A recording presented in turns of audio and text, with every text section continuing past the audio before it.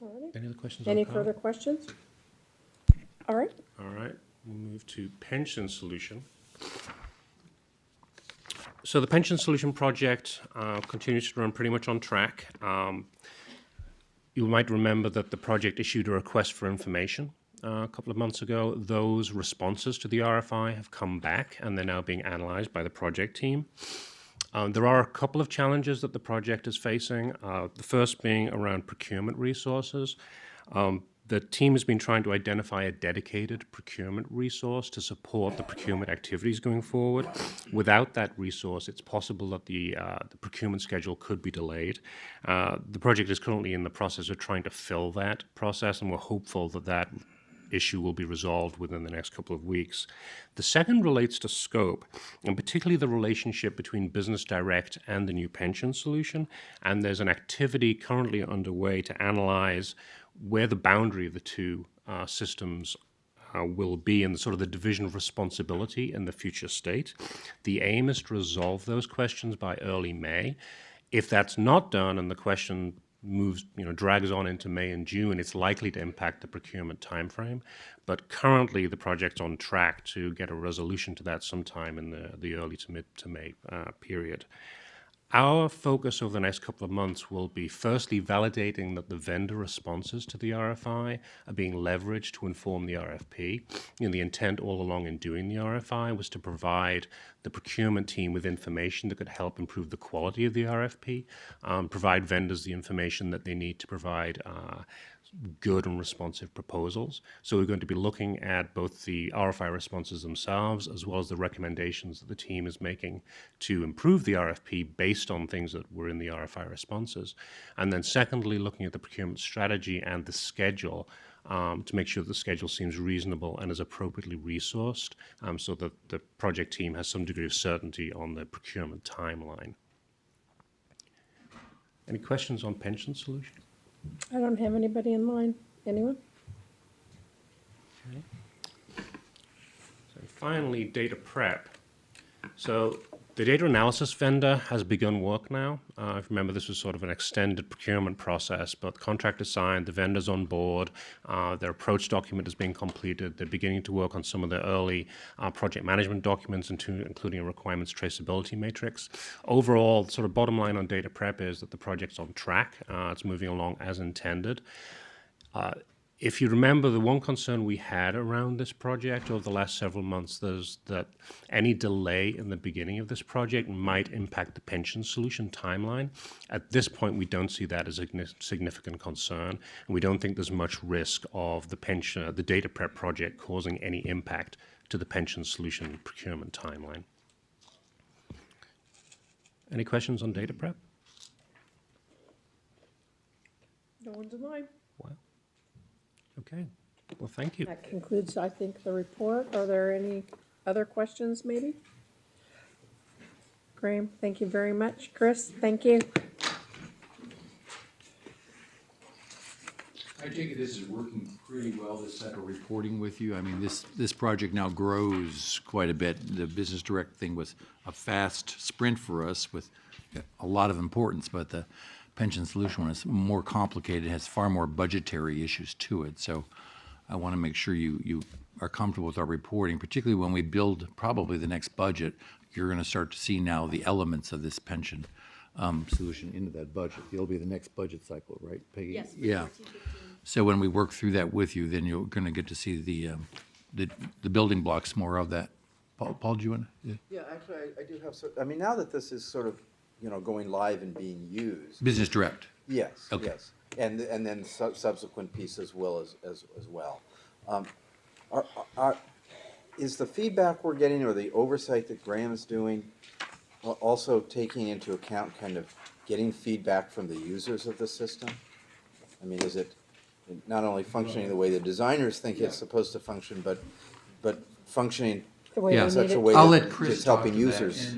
or Robin, but I will tell you also, obviously in the early implementation period, there's lots of stuff going on here, but we want to know long-term, not short-term. I don't want to reach any directions. But I will say that Cassandra now runs the executive staff meeting in her new role, and we don't do it every week, but we do a round robin of every executive just to hear, what are you hearing in your area, what's backlogged, how is it working? So we're trying to, at least at the executive level, also make sure we have a sense of every operating unit's experience, because some are heavy users, some are light users. So we're doing that on the management side, but let me ask Chris kind of what he's. It seems to me that sometimes the IT people can see the world different than the people who actually, Right. you know, put it. And that's to why we have the work. business So, people do yeah. feedback to us. But Chris, I want to make Yeah, sure. we're actually getting ready the next couple of weeks to kick off the lessons learned from the first phase, and it's broken out to about 10 different user groups. We've executive management is one, directors who a lot of the actual management responsibilities have fallen on the directors, so they're another group. There's the IT folks. There's the actual everyday users who are the customers of the group, of the system.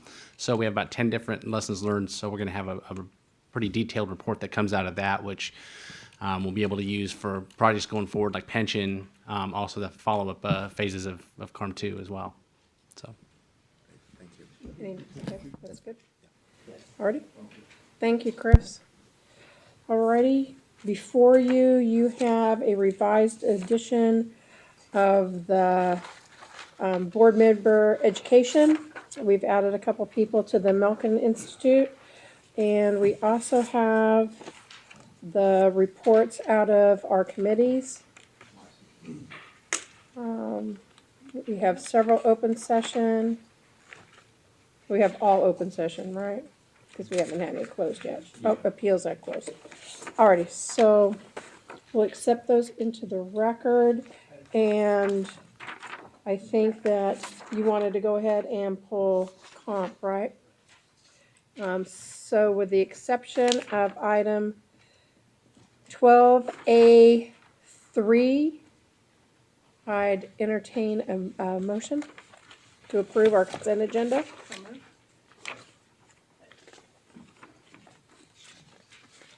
Anna? I'd like to pull the contracts, the NCD increases to hear a little bit more about the new. Alrighty, so we'll pull 12A3 and 12AD. 12. I mean 12D, 12D, yeah. 12A3 and 12D. All right, is there any others?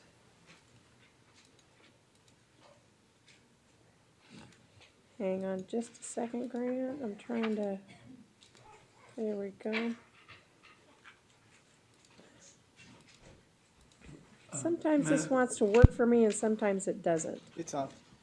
Okay, do we have a Madam Chair, I think we're going to have, all of these reports have recommended action, or accept the ledge, so in other words, you'll have to So go, we at least need to go through those action items. go through then. those action items. So that would be Benefits and Services, Comp Committee, and Board Governance Committee. And I believe Mr. Boykin has asked that Comp Committee be discussed separately, but I Right, think right, all right, three right. need to be reviewed separately. Okay, so we'll pull 12A, 1, 2, 3, and 12D. Just go through them. Well, if we can do consent on the minutes and the board ad and ledge committee, we can do that all in one fell swoop. So I'd entertain a motion to do that, To do what? Sorry. to vote on acceptance of the ledge committee's report, Okay. the minutes from February, and the board member education changes. So moved. It's been moved and seconded to approve those items. All in favor say aye. All opposed, nay. Any abstentions? And we have one abstention. Anna, do you want to abstain on any particular one or all three? Legislation and minutes. Okay, thank you. Alrighty, so then let's go back to 12A1, benefits and services. So we have a recommendation. Sharon, that's you, if you can cue in. So do I even just read the, I think, I read the report or? You're moving adoption of the following rates, One which I think there are, through there are seven. seven Can I of just them. mention them? I don't Yeah. need to read the entire thing, right? yeah, So I move adoption of, 1, 2, 3, 4, 5, 6, the 7 rates that we discussed in the Benefits and Services Committee. Alrighty, we'll open that up for discussion. Seeing none, all in favor of the recommendation from the committee, say aye. Aye. All opposed, nay. We've passed those recommendations. The second part, I really, I'm sorry to keep interrupting, but the second part of that report then is on the one-time lump sum death benefit. So that would be number 8. Oh, gosh. I know. Sorry, I gave you the I wrong move number, adoption- Sharon. That's all right. I move adoption for the one-time lump sum death payments for 2013-14. You know something, you're gonna have to, Do I have to? yeah, because I don't have you Okay. on the floor, so if you Oh, can no check in problem. and No then worries. repeat that. I have it. Thank you. Okay, so I move adoption of the one-time lump sum death benefit for 2013-14. Alrighty. Any discussion? All in favor, say aye. Aye. All opposed, nay. Any abstentions? Alrighty, we've approved that. Thank you, Brian. Alrighty, moving on then to board governance. We also have 2 recommendations from board governance.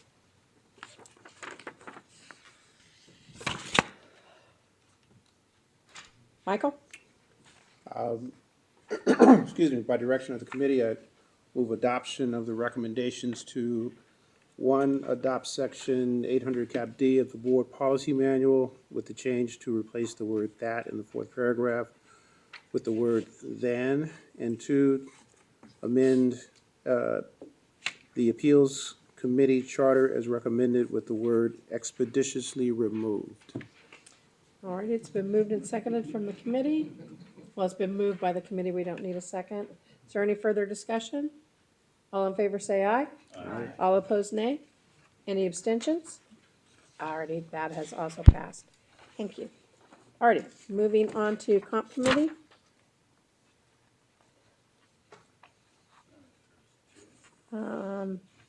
I guess that is me.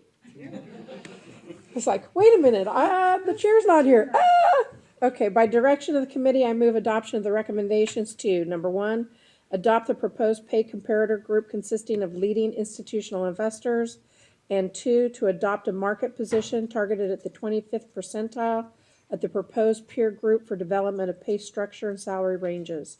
For incumbents with salaries below their range minimums, adjustments must conform with CalSTRS year-over-year increase guidelines, but salaries should reach range minimums over a 2-year or at a maximum 3-year period.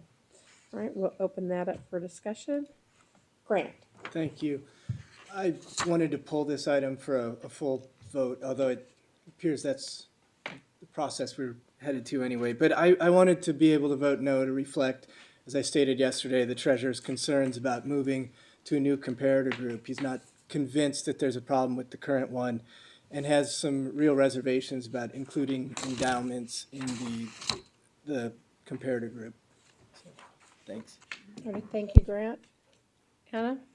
So echoing Grant's comments, we also have concerns. I don't think that we have evidence that there's a recruitment challenge, and what is the problem that we're solving for. Also, I was concerned about the fact that the comparators does not include all benefits in terms of the comparison, both the impact of civil service as well as of our benefits, defined benefit, et cetera.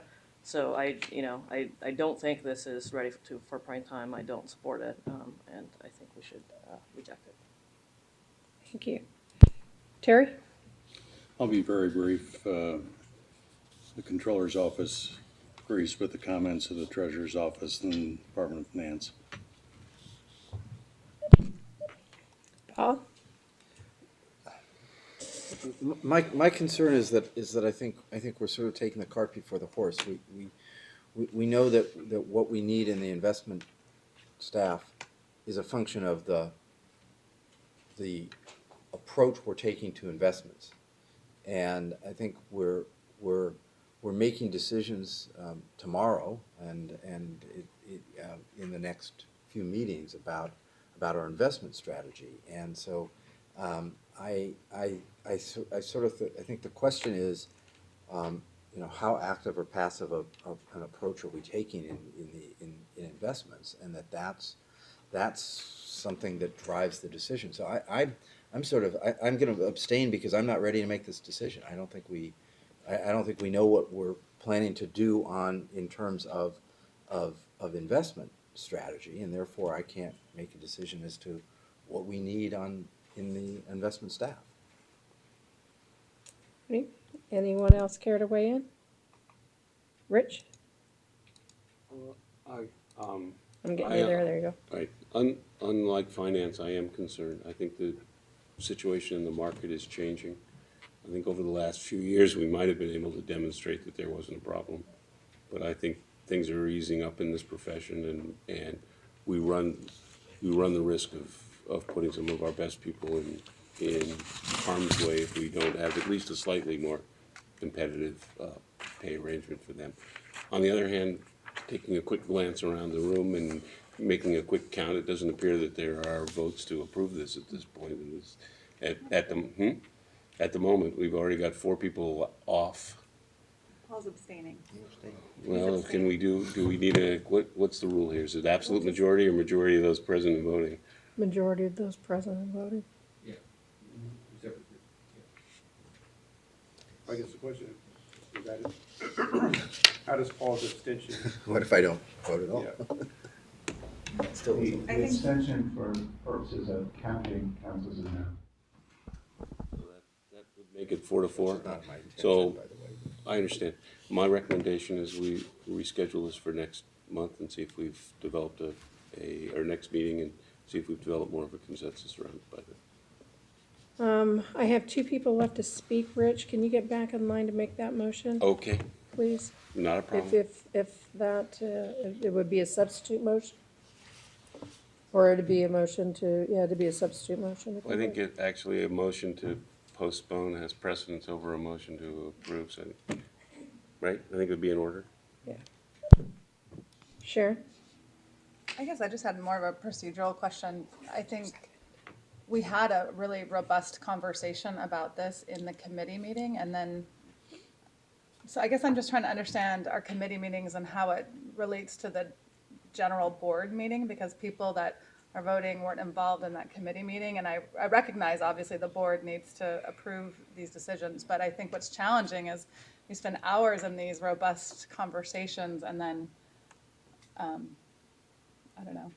And we haven't had that conversation again with this whole board, with the people that are involved in voting, so I guess that is what it is, I guess, but I voice a little bit of just a lack of comfort in that, because I guess I would like to be able to have an interaction and around this and debate versus the way it's going down. Yeah, I mean, some of your charters are written with full delegation, and some aren't. This is a Right. committee written without final authority, so this is the right process to. Yeah, no, to and I'm conclude. not I debating think the that's why we process, I encouraged guess. everyone to attend the meeting, even if they weren't a voting member, Right. because we knew you all care about the compensation of the staff, so.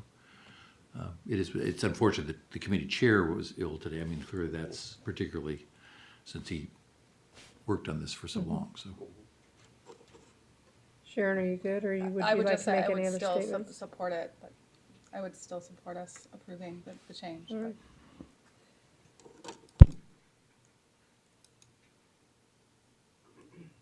Rich, you've spoken to it once. I know where you're going. Michael, did you weighed in and then went out? Do you want to weigh in before Rich goes where he's going?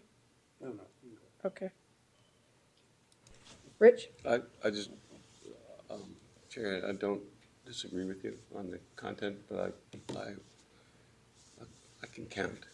So I think it would be wiser to postpone this until the next meeting. So you moved? So that's, I would move that we postpone this item until the next meeting. Is there a second to postpone it? Second. It's been moved and seconded, and that's not a substitute, Brian. I want to make sure that I'm working this right. It's not a substitute. Okay. All you do is Okay. pending the motion. Yeah. And you set it for a time certain, so. Next meeting. Jack, it would come back to the board already. I'm thinking that it's probably not debatable either. Alrighty, all in favor say aye. Aye. All opposed say nay. Alrighty, we have then tabled this to our next meeting. Alrighty. That might speed stuff up. We do have two committee reports, the appeals and investments.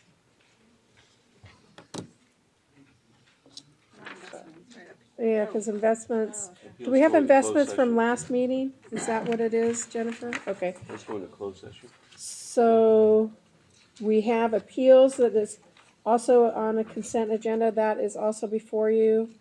So that's number 13. You can cross off 13B because we don't have an investment. So I'd entertain a motion to move that consent agenda item. I'll move. I need a second? Second. So all in favor of the consent agenda, the second appeals, all in favor say aye. All opposed, nay. I guess it was the only appeals. Any abstentions? Alrighty, Madam Chair, voice from your favorite legal counsel, I'm sorry. I'm good. The contracts corrected. requiring board approval. Oh, I 12D. forgot that. I am so sorry, Anna. Alrighty, going back to that, Anna, do you want to go ahead and speak to that? Sure, I was just interested, some of Go ahead and tap in and I'll get you on a mic. There you go. Just interested in hearing a little bit more about the need for the adjustments and the justification. A couple of them look relatively sizable in terms of the size of the increase, and I'd like to hear a little bit more about it. Robin? So I can take them one at a time. I take it it's the two NCBs and not the The two NCBs, yeah. not the amendment. So the first one is for BlackRock Financial Management, and this is really an extension of the scope of the amendment that was approved previously to include a broader section of the global equity portfolio, as well as to wrap in something that was competitively bid, but is also with the same vendor. So the board in February of last year, do I have the right date? Actually approved an NCB for a portion of the global equity portfolio and an add-on to the fixed income risk management approach. But now, in the passage of time, there has been a recommendation that we expand that scope to include additional assets within the global equity portfolio. And again, we also ran a competitive procurement for the overall portfolio risk management function, and the same vendor won that procurement. And so this amendment would encompass both pieces. Is that okay? And then the next one is for TIAA CREF. And we had, actually, this is the Pension 2 Administrator contract, which Julia talked briefly about in her overview. In this particular case, we had anticipated a need to extend that took us through the one-year government public contract code allotment, and as we've evaluated the procurement process, it is more extensive and time intense than we had originally anticipated, so we're asking for more time as well as the dollars to cover the administrative or the projected administrative fees during that extended time period. So we're extending it and then we're going out to. Yes, so we definitely have the intention to go out for competitive bid, but we've got to cover the intervening period and the potential transition period to a new vendor should someone else win the contract. Thank you. Are there any further questions on that item? All right, entertain a motion to approve. I'll move it. It's been moved.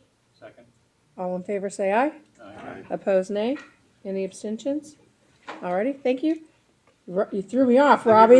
You threw me off. I was like, that's a different voice from over there. Alrighty.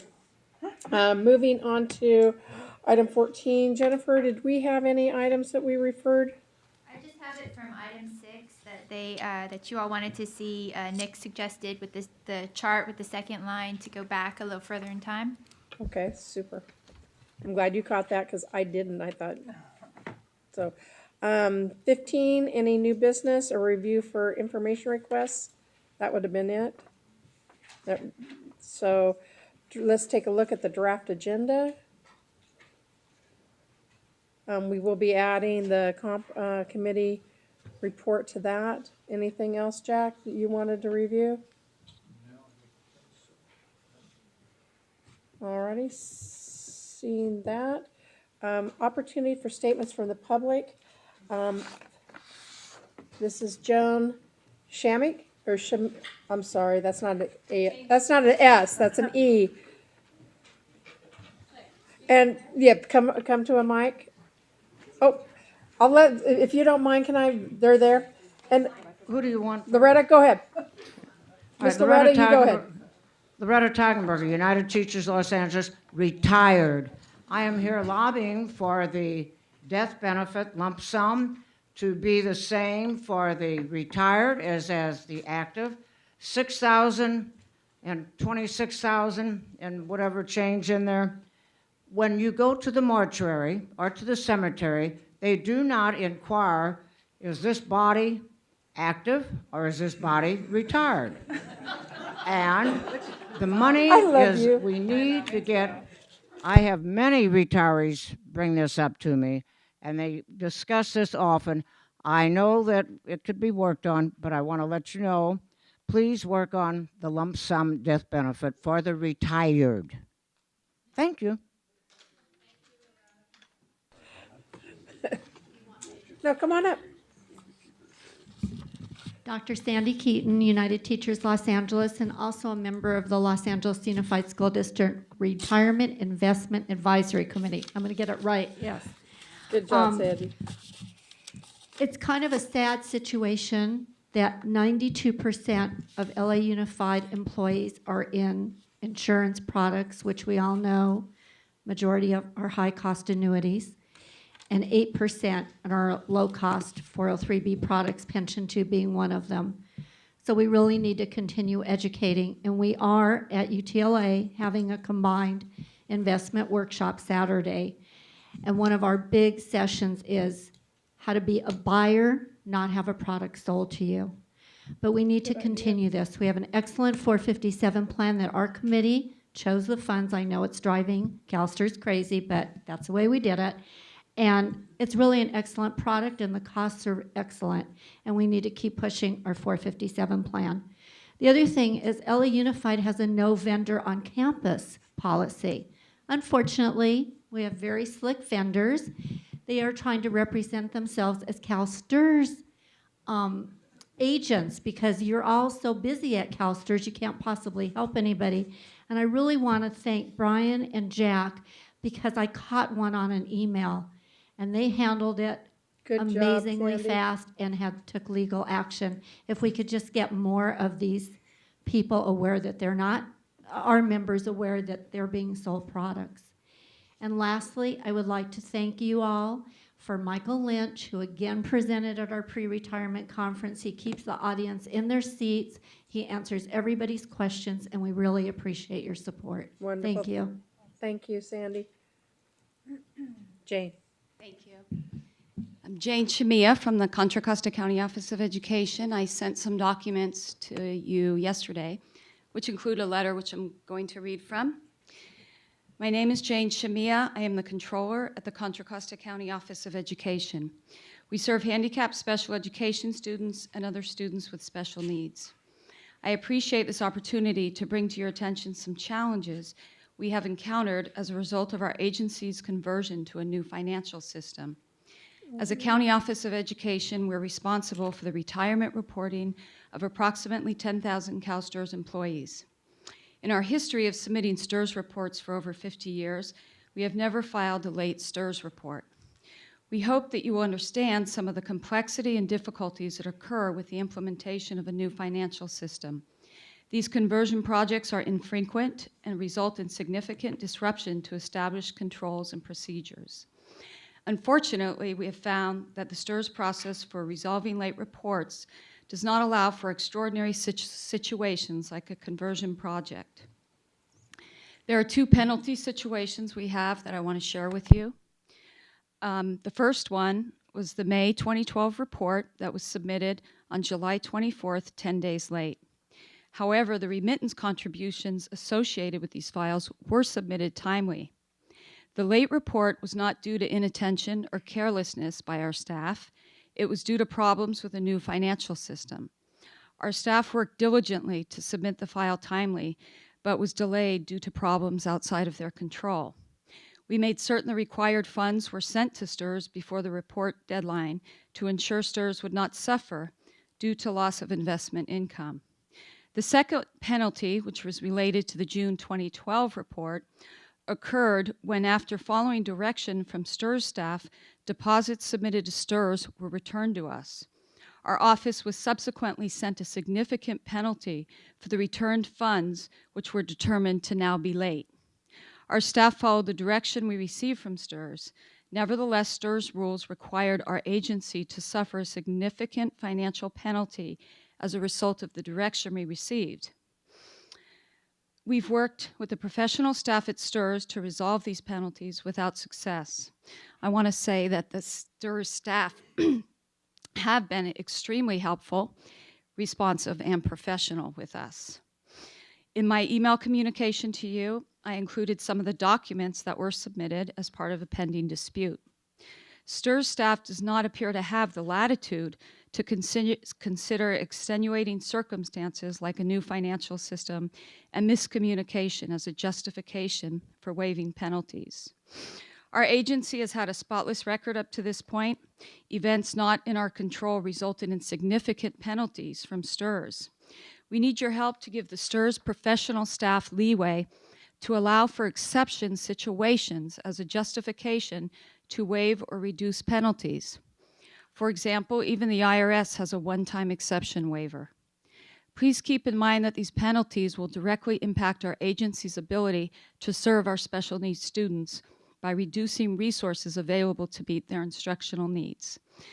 Thank you very much for allowing me to speak today, and for any assistance you can give me. I'm here if you have any questions. Thank you. Thank you, Jane. I appreciate it, as does the rest of the board, I'm sure. John, I see you've come forward. Yes, Madam Chair, I just want to say there is an administrative process for this, and it hasn't been completed yet, so this is an item that could go through the administrative process, get a hearing, come before the appeals committee or the board. So I'd ask you not to make any comments on this at this time. All right, thank you very much. I didn't blow up by saying thank you, did I? Okay. That could be kind of touchy every once in a while, you never know.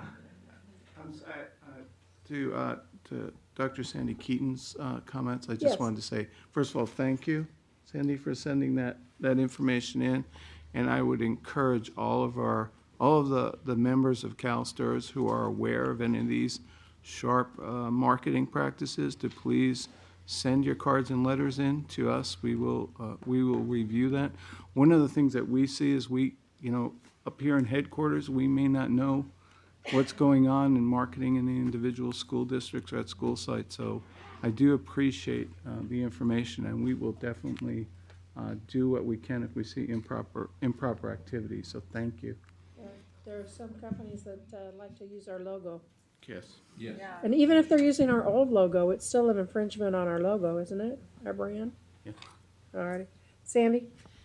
I want to say thank you for your help again. And the market out there has really changed. It used to be pizza and donuts, and now it's lunch from the Cheesecake Factory and this representation. So we have a lot of work to do. I like the Cheesecake Factory. But not when they're trying to sell product. And remember, many of these individuals do carry insurance licenses, given the nature of the products they're selling, so they have, there's some regulatory oversight of their behavior, not just our issues around them or our business issues, but, potentially complaints could be filed with the insurance department to be registered, so.